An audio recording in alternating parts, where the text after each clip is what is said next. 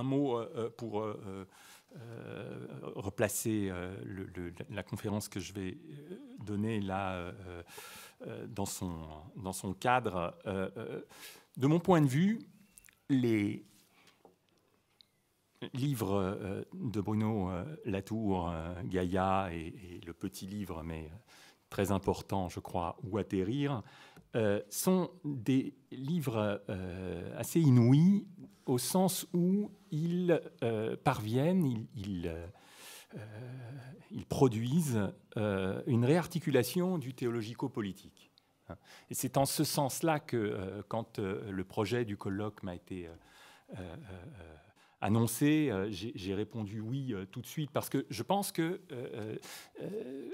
nouer le théologico-politique est un geste assez inédit en lui-même, mais c'est un geste aussi qui, justement, dans l'histoire de la pensée politique, dans l'histoire de la politique, répond toujours, échappe presque à son auteur, en fait. Hein, c'est un geste qui est requis par la situation.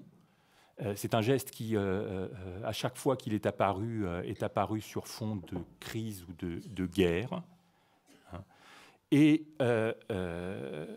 c'est ce geste-là que je veux essayer de ressaisir dans sa radicalité, en prenant un point de vue, vous le verrez, décalé sur l'optique de Bruno, mais dont je crois qu'il s'inscrit dans la configuration générale où nous sommes tous placés.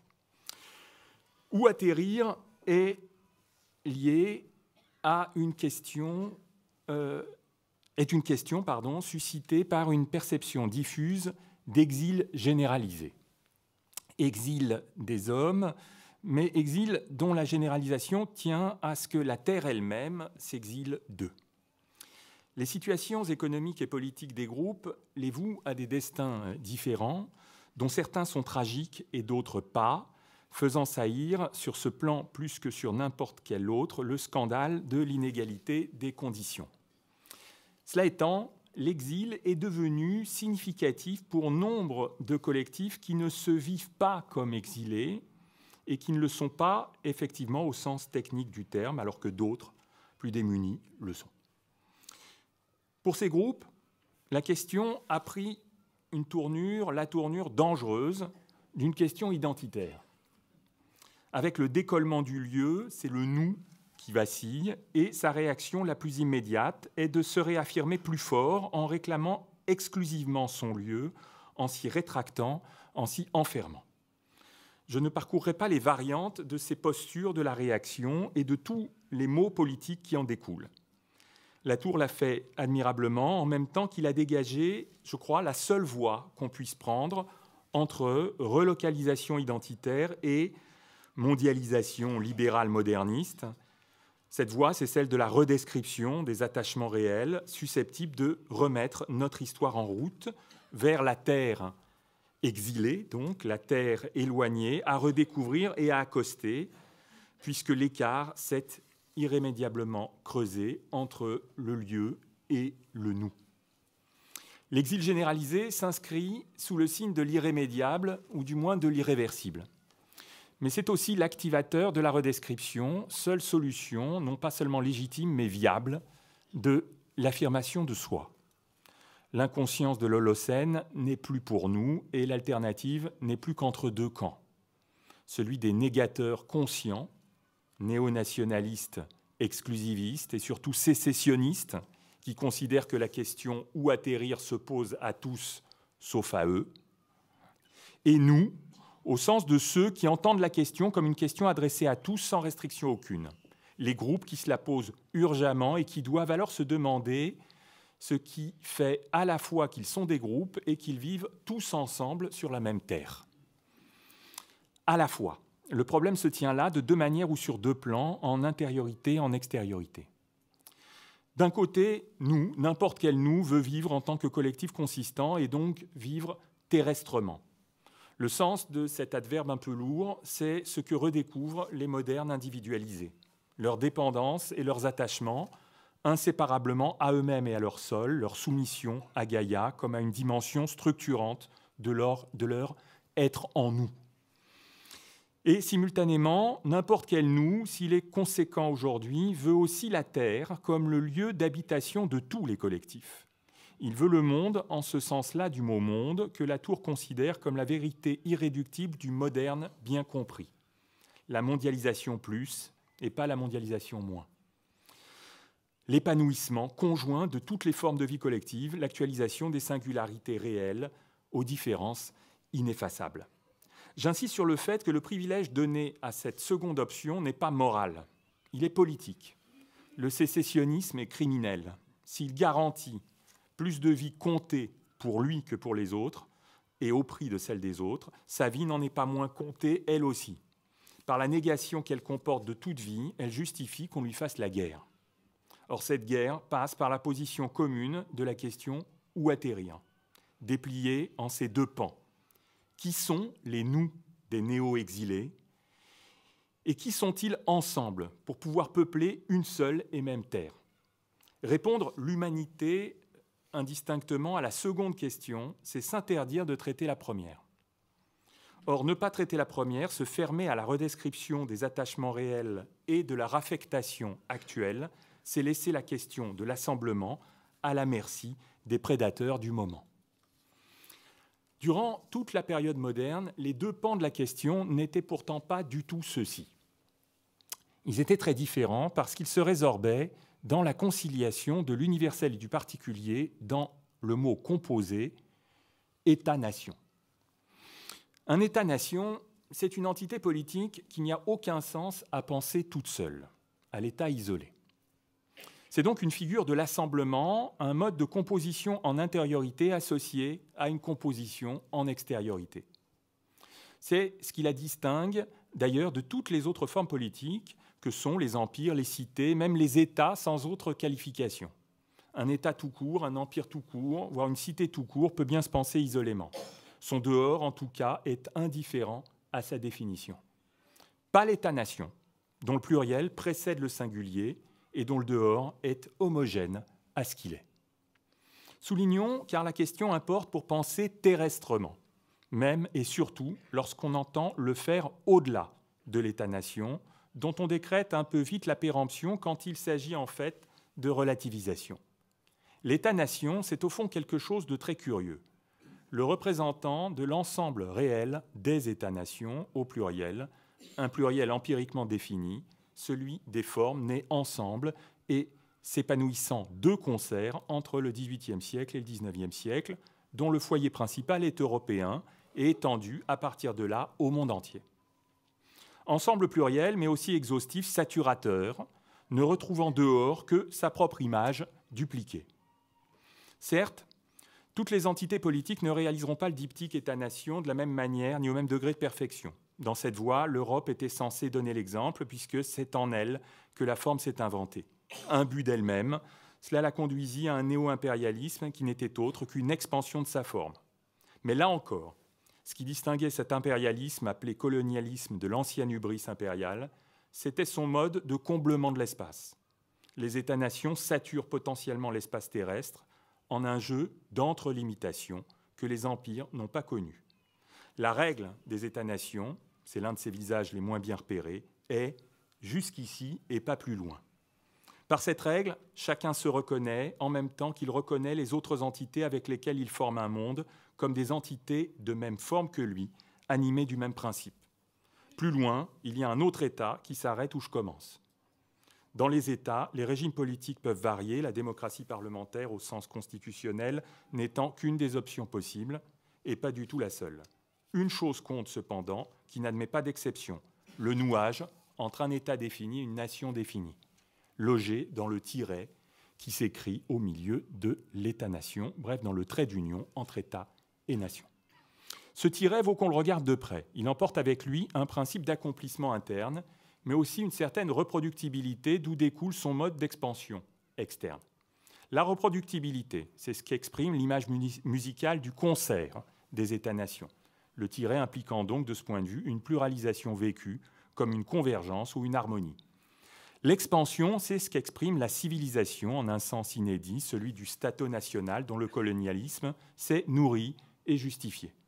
Il en résulte que le monde, le nôtre encore, même profondément bouleversé comme il l'est, est intégralement fait d'États-nations, c'est-à-dire d'un nombre fini de tirets tracés de la même manière en chaque lieu entre États et nations.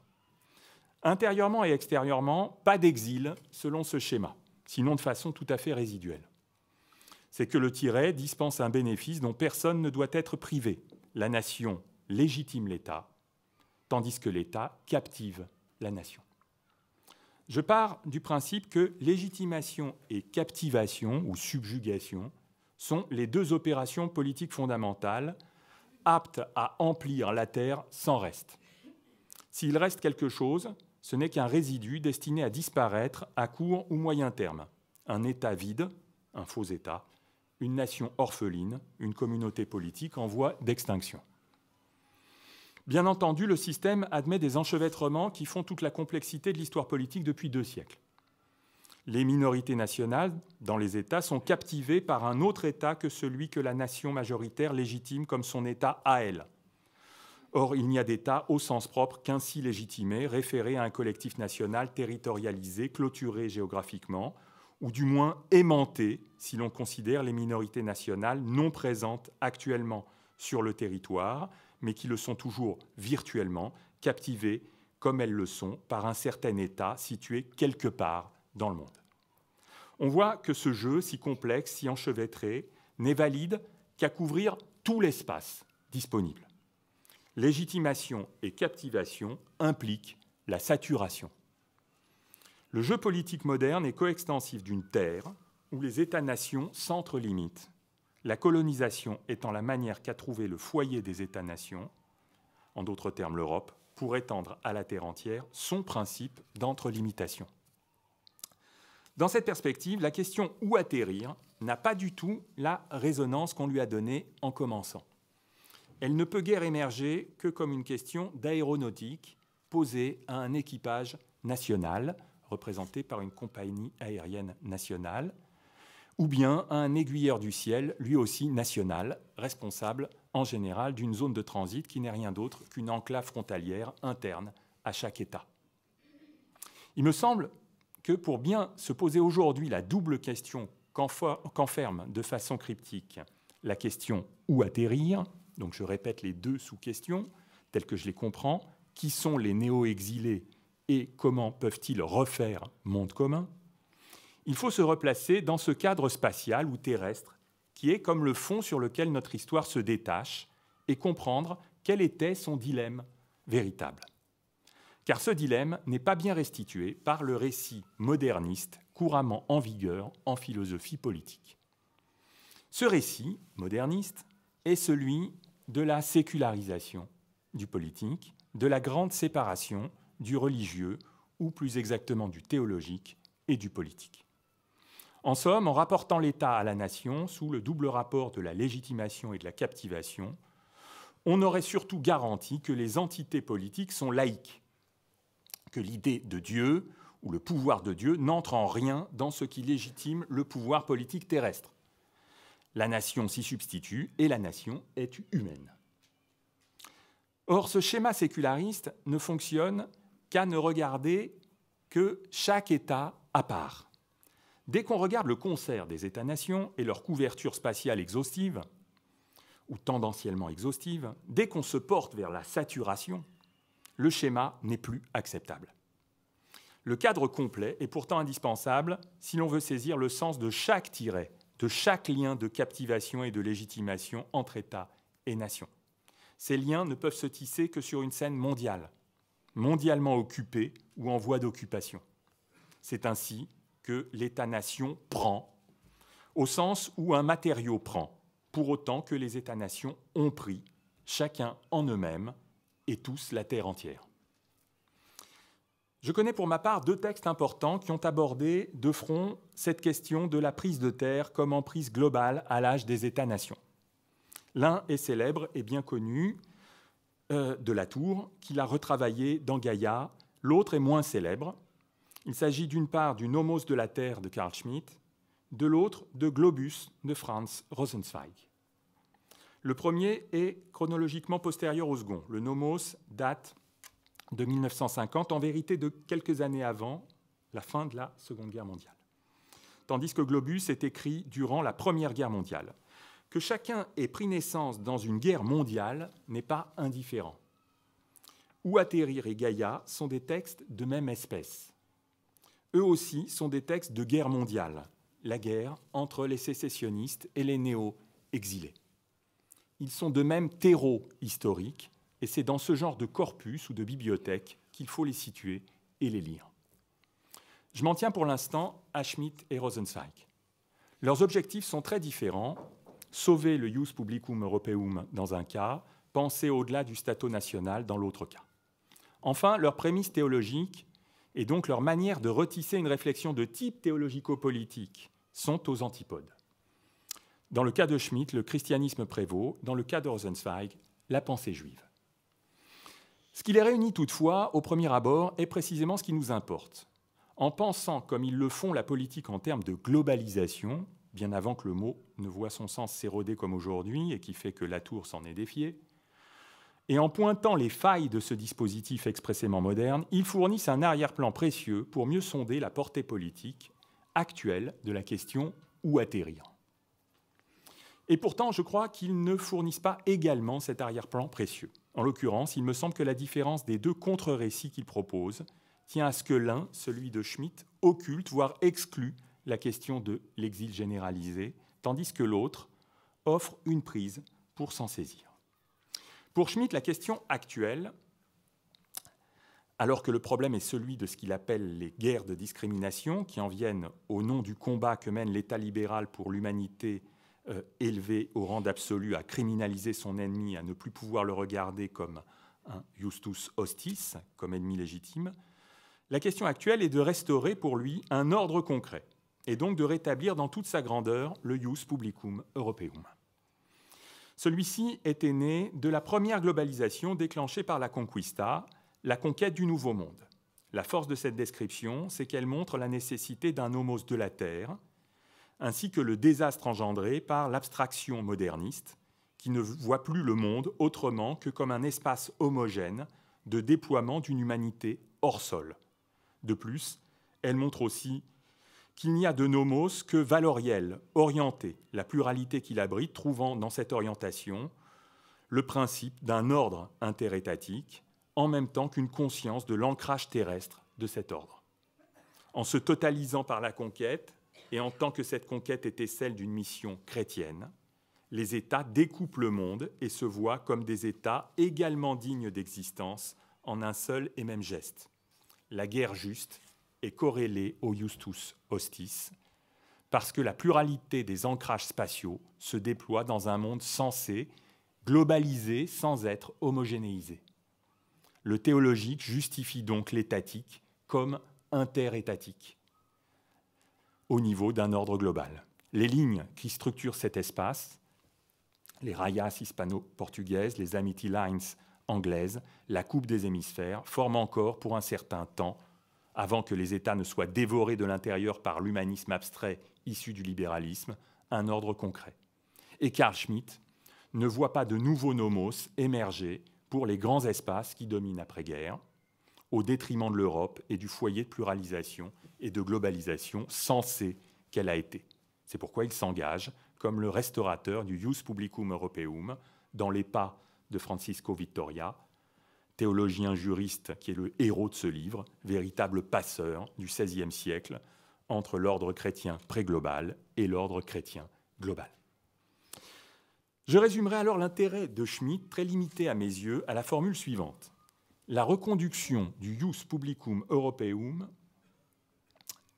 à la conquista offre le moyen de réanimer la terre et d'y ancrer une humanité différenciée en collectifs réels, fondés dans leurs droits différents, mais inscrits dans un ordre qui leur est commun au sens fort, à même de régler leurs conflits. Mais c'est au prix d'une conception des nations comme autant de figures missionnaires qui trouvent dans l'État le dépositaire du sens de leur mission. Dans la double opération de captivation et de légitimation que j'ai inscrite au principe de l'État-nation, on peut dire que la captivation ici l'emporte largement sur la légitimation. La nation est captivée par l'État, mais l'État n'est pas légitimé par la nation. L'État est chrétien. C'est ce qui le rend captivant pour tous les citoyens qu'il comprend, qui ont les yeux tournés vers lui, et c'est aussi ce qui le légitime. Il a bien, comme dans l'image de Hobbes, les deux sceptres dans ses mains, et tout le monde le regarde. L'humanité différenciée, la mondialisation plus, à quoi on voudrait appuyer un nouveau nomos de la Terre, n'est pas faite chez Schmitt de collectifs humains s'affirmant en commun dans leur forme de vie et dans leurs attachements. Elle est faite de puissances étatiques constituées et légitimées dans la mission univoque de réalisation mondiale de la Respublica Christiana. Rosenzweig pense l'ordre global des États-nations tout autrement, à partir d'un désajustement interne au cœur du dispositif. Ce désajustement, il le ressaisit grâce à l'expérience juive qui traverse tous les États depuis la destruction du Second Temple et la perte du royaume, à partir donc d'un problème logé dans le tracé du tiré État-nation dont les Juifs sont les témoins. Pour parler des Juifs, Rosenzweig use du terme traditionnel, non pas nation, mais peuple, Am en hébreu, Volk en allemand, tandis que aux nations est réservé le nom de Goïm. Globus décrit la situation moderne de saturation spatiale en tenant à l'esprit cette polarité très inégale. Un peuple, des nations. Un peuple dans des États-nations qui s'entrelimitent. C'est à ce texte que j'empruntais en fait, sans vous l'avoir dit, la règle cardinale, à Globus, la règle cardinale jusqu'ici et pas plus loin. Sachant que plus loin, dans l'espace global, pour Rosenzweig aussi, la conquête du XVe siècle et la première globalisation, se tiennent d'autres États-nations reconnus à l'aide de la même règle. Les États-nations sont des tout limités, couvrant intégralement leur espace et totalisant leur population nationale par le même geste fondamental, répété à l'identique en chaque lieu du globe. Le trait d'union, le tiret, joue à plein. Or, en ces États-nations qui s'entrelimitent, il y a des Juifs. Qui sont-ils? Ils sont les membres d'un peuple dont le rapport à la terre reste marqué d'une, ce que j'appellerais une impossession. La terre est promise à un peuple qui n'est pas de cette terre et qui ne le devient pas du fait qu'elle lui a été donnée. S'il habite cette terre, c'est pour autant que Dieu consent à l'y installer, sans l'en rendre propriétaire. Et c'est cette structure de promesse liée à la terre modalisée sous le signe de la promesse, qui se réfracte et s'intensifie à l'époque exilique. Depuis lors, le peuple juif est le peuple qui n'a pas d'État, auquel l'État a été interdit par sanction divine, même s'il est dit qu'il le retrouvera au temps messianique, des temps qu'il n'a pas le pouvoir, quoi qu'il en soit, qu'il n'a pas en son pouvoir de forcer l'avènement. Tu n'enjamberas pas le mur de l'exil, tu ne forceras pas la fin, dit le Talmud. Au cours de leur histoire, pourtant, l'exil a varié pour les Juifs.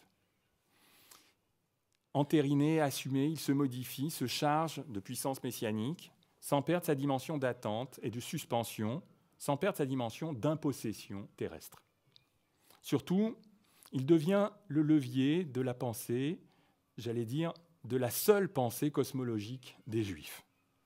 Pour être accepté, l'exil doit être pensé comme exil du monde à lui-même, comme un désajustement inscrit dans la création, une brisure qui appelle sa réparation, la réunification de ses parties brisées. À la limite, l'exil en vient à affecter Dieu lui-même. Sous l'effet des persécutions, surtout sous l'effet de l'expulsion pour eux quasi impossible à inscrire dans la volonté de Dieu, l'expulsion d'Espagne, les Juifs font de l'exil un concept théologique affectant Dieu et les appelant à l'aider dans la restauration de sa propre intégrité, comme intégrité de la création tout entière. Je ne peux m'attarder sur les assonances et les écarts qui s'insinuent à partir de là entre Gaïa et la Shevira Kelim, la brisure des vases, ou le Tikkun Olam, la réparation du monde, qui se conceptualise à partir du XVIe siècle, culminant dans les mouvements messianiques du siècle suivant. car je ne veux parler ici que du moderne. Or, 492 est une première étape dans la nouvelle pensée de l'exil généralisé qui rencontre une autre modification décisive en 1789. C'est à ce point que nous ramène Rosenzweig. La situation moderne des Juifs est singulière. La galoute, l'exil, c'est le nom de l'exil, a connu une notable altération depuis peu. Dans la modernité, ils ont été émancipés par les États d'accueil, avec des à-coups, mais ils ont été émancipés. Disons même que le critère formel d'un État-nation accompli est leur émancipation à eux. C'est à cela qu'on reconnaît qu'il a atteint la perfection de sa forme dans le traitement de ce qu'on appelait, au long du XIXe siècle, la question juive. Cet État peut tout émanciper, y compris eux, ce qu'on estimait auparavant irréductible jusqu'à la folie, comme disait Montesquieu. Prenons donc le point de vue de l'État-nation parfait, celui qui, démultiplié mais en nombre fini, est censé couvrir le globe entier. En lui, les Juifs sont égaux aux autres citoyens des États. Citoyens, ils sont nationalisés. Dira-t-on qu'ils sont une minorité nationale distincte de la nationalité majoritaire au sein du territoire? Non, parce qu'aucun autre État ne les captive ailleurs. C'est là leur condition irrémédiable. Rosenzweig n'est pas sioniste, ou du moins ne croit pas que l'installation des Juifs en Palestine puisse aller au-delà du foyer culturel juif à proximité des ruines du Temple. Les Juifs sont donc sans État, mais avec État laïque. L'État des droits de l'homme, ce qui a été pensé comme compatible avec le sionisme, s'il est un État laïque dont la fonction est de ramener à la protection des Juifs et donc réduit à être un foyer ouvert aux Juifs. Rosenzweig ramasse en une équation le problème et sa solution. Ne pouvant mettre l'État dans les Juifs, on a mis les Juifs dans l'État. Dans les États, comme dans un contenant qui, en chaque État-nation, les enveloppe sans les absorber. Dans mon langage, l'équation de Rosenzweig donne ceci. Ils participent à la légitimation, mais pas à la captivation. Ils peuvent adhérer à l'État, mais seulement comme à une enveloppe, comme à une entité fonctionnelle. C'est leur manière, unique encore, à l'âge de l'émancipation même, d'être nationalisés. Le trait d'union du syntagme État-nation, pour eux, ne va que dans un seul sens, celui de la légitimation de l'État par la nation et pas de la captivation de la nation par l'État. Ce qui n'empêche nullement, et peut-être au contraire explique, qu'ils puissent être de remarquables serviteurs de l'État qui n'est pas en eux, car ils le servent d'autant mieux que, non captivés, ils se concentrent sur sa légitimité, c'est-à-dire qu'ils font intégralement dépendre leur engagement de sa légitimité. On est aux antipodes de ce que j'ai lu dans Schmitt. Le pôle légitimation l'emporte sur celui de la captivation et pas l'inverse. Souvenons-nous de l'équation politique moderne, celle du trait d'union. Pas de nation sans État, pas d'État sans nation. En général, il faut donc admettre que du peuple à la nation, la conséquence est bonne, de même que de la nation à l'État, la conséquence est bonne. Et l'on affirme aussi que cela vaut pour toute l'humanité sur toute la Terre, sans aucun reste. Dans ce contexte, pas d'exil. Or, il y a de l'exil maintenu pour les citoyens mêmes dont l'État-nation considère qu'ils sont son critère décisif de validité. La Terre entière peut bien être couverte, saturée d'États-nations entrelimités. Une couche exilique y persiste, elle aussi globale, mais différemment, rétive au jeu de l'entrelimitation des États. Globale à la manière d'un peuple, différencié de la nation qui le nationalise, à laquelle il appartient et à laquelle il est attaché, mais seulement comme au tout limité qui légitime l'État. Et il dit, c'est en tant que peuple que nous sommes humains, illimités, communiquant véritablement par-delà l'entrelimitation. Le dépassement vers l'humanité, les modernes l'ont pensé par le haut, comme un dépassement des États-nations au nom d'une idée supérieure aux appartenances nationales, abstraites, au sens où on l'en a abstrait. C'est la mondialisation plus, le global au sens aujourd'hui usuel, pétri de cette humanité que Schmitt a beau jeu de dénoncer comme le piège politico-moral par excellence. Et c'est ce qui a épuisé la terre occupable. Ici, on parle de toute autre chose. On parle d'une humanité par le bas, au niveau, que le différentiel exilique entre peuple et nation fait apparaître. Je commande 2 passages de Rosenzweig. L'allemand est allemand.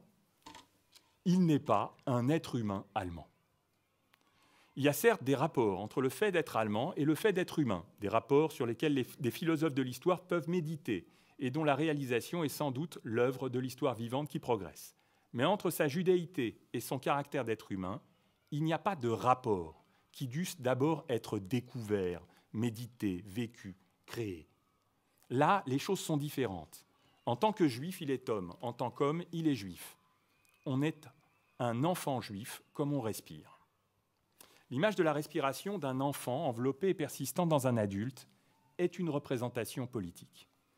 Elle est celle d'un humain situé, éprouvé dans ce qui, pour lui, dans la totalité de son être, constitue un air respirable, sans lequel il étouffe. Dans le passage que je viens de lire, le juif est le même que l'allemand, mais en tant qu'allemand, il ne respire pas. Il est l'individu de l'État allemand, le membre de la nation allemande, participant de la vie de l'État.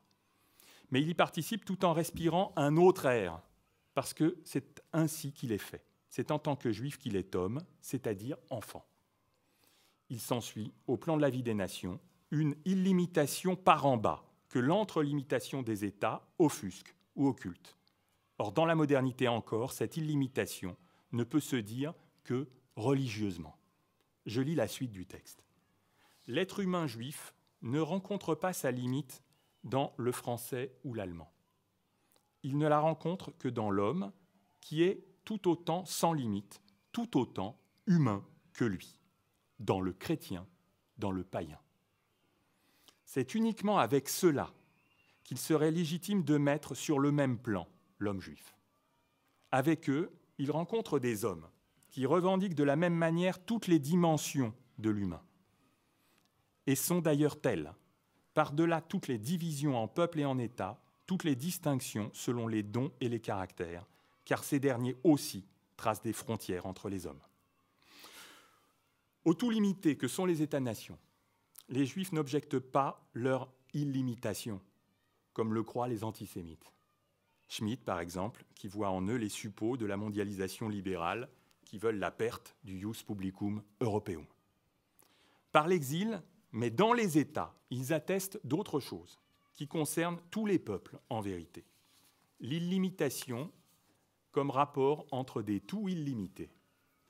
Parce que leur illimitation tient à la respiration qui les porte intégralement, à l'expression de l'intégralité de leur existence et aux dimensions humaines de leur être situé. L'homme juif communique avec le chrétien et le païen, qui est vraiment un autre que lui, parce qu'il est aussi illimité que lui, aussi complètement et intégralement humain que lui, en compréhension plutôt qu'en extension, en respiration plutôt qu'en expansion. Être humain en respiration, c'est ce dont l'exil des Juifs est le révélateur pour tous. Cela, c'est l'expérience juive moderne qui le révèle à la politique moderne. Et c'est le théologico-politique qui se renoue en requalifiant le tiret tracé entre État et nation, ces 2 faces indéfectibles de la politique moderne. Aujourd'hui, ce doublet est entré dans la tourmente. Certains s'y accrochent comme à la seule planche de salut, parfois avec sincérité, parfois avec cynisme. D'autres voudraient s'en défaire pour entrer enfin dans le topos cosmopolitique seul à même de sauver les peuples. Dans les 2 cas, qu'elle soit défendue ou attaquée, la forme n'est pas prise dans le bon sens. D'abord, on raisonne comme si chacune valait par elle-même, alors que les tout limités qu'elles sont dépendent de leur entrelimitation dans un espace nécessairement saturé. Ensuite, on pense que leur dépassement au sein d'une conscience mondiale ou terrestre ne peut venir que d'en haut, par la production et l'entretien au sein d'instances supraétatiques d'un concept d'humanité qui les englobe et les relativise. Ce dont la théologie politique, ressourcée à l'expérience exilique, reprend la charge, c'est de rappeler que l'entrelimitation vient du bas. Que l'illimitation vient du bas. Elle se pense depuis la respiration physique et spirituelle de chacun, différentiellement selon ses attachements, où le théologique a son siège inexpugnable, puisque lui seul accède à de l'illimité. Je conclus. Latour, pour désigner les collectifs convoqués par Gaïa, parle de peuple de la Terre et non de nation du monde. Il est conscient de l'écart qu'il y a et de l'effort qu'il faut faire au sein de la politique moderne pour se remettre à parler de peuple autrement que les populistes, qui ne sont en réalité que des nationalistes, même lorsqu'ils font du peuple l'abstraction valide où se concentre pour eux exclusivement le concept tout aussi abstrait d'humanité. Dans une telle logique, on ne sort pas en vérité de Schmitt. Le mondialisme, la mondialisation moins, le mondialisme peut être soit doux jusqu'au sirupeux, appelant à l'humanité au-delà des peuples nationaux, soit dur jusqu'à la cruauté, faisant du mot peuple le nouveau nom du tout limité, qui ne veut rien d'autre que soi, parce qu'il ne voit pas d'autre soi que lui, concentré de tout l'humain appauvri qu'il est capable de concevoir. Le nationalisme et le libéralisme, en réalité, font système en s'opposant. Ils raisonnent avec les mêmes catégories, non parce qu'ils continuent de parler de nation, d'état, d'humanité, mais parce qu'ils ne disposent pas de la bonne analyse de la forme État-nation et de son comblement du monde. Les sujets d'adresse de la question « Où atterrir » sont non les États-nations, ni les individus qui se conçoivent comme membres de ces États, mais les peuples de la Terre, qui ont appris à penser terrestrement leurs conditions politiques. Pour cela, ils doivent considérer leur écart à ce que la modernité a fait d'eux, redimensionner les catégories politiques qu'elle leur a imposées, État, nation et même peuple, mais aussi éprouver ce qui en elles relève de la mondialisation plus, de la coaffirmation des formes collectives d'existence, qui est le fil que, parmi d'autres fils qui se sont avérés quant à eux meurtriers, les modernes tardifs que nous sommes doivent savoir tirer à nouveau vers l'avant. Pour cela, il n'y a pas d'autre voie que de fournir au peuple les moyens de la redescription de leurs conditions terrestres. Mais avec quelle méthode ? Lorsque je m'interrogeais sur mon thème d'intervention à ce colloque, Latour m'a dit « Fais ta redescription ». En d'autres termes, réapprends à dire qui tu es terrestrement, quels sont tes attachements, tes modes de déférer ou de révérer Gaïa, si Gaïa il y a pour toi. De façon quelque peu détournée, d'un détour qui se justifie par le besoin de commencer par voir clair en moi-même, c'est ce que j'ai fait. Je me suis exécuté, comme on dit. Or, ma redescription ne m'a pas conduit à dire où je veux atterrir, mais seulement ce qui, en situation d'exil généralisé, représente à mes yeux un viatique théologique et politique précieux en vue de quelque atterrissage que ce soit. Une réflexion sur l'exil, mais sur un exil particulier, la galoute, en ce qu'elle a pu imprégner et persister au sein de l'expérience moderne des États, en dépit de la haine que ces États, dans la période moderne toujours, ont pu lui vouer, au point de vouloir, d'ailleurs, tout bonnement, s'en débarrasser. L'exil généralisé, aujourd'hui, se pense par peuple, et est la condition la plus large et la plus commune pour qu'un peuple se pense et se redécrive. Si je résume ma contribution à la redescription de mes contemporains, je dirais qu'elle a consisté exclusivement à rendre à nouveau disponible un concept d'exil moderne qui puisse jouer le rôle de repère visuel ou de borne lumineuse en vue de l'atterrissage.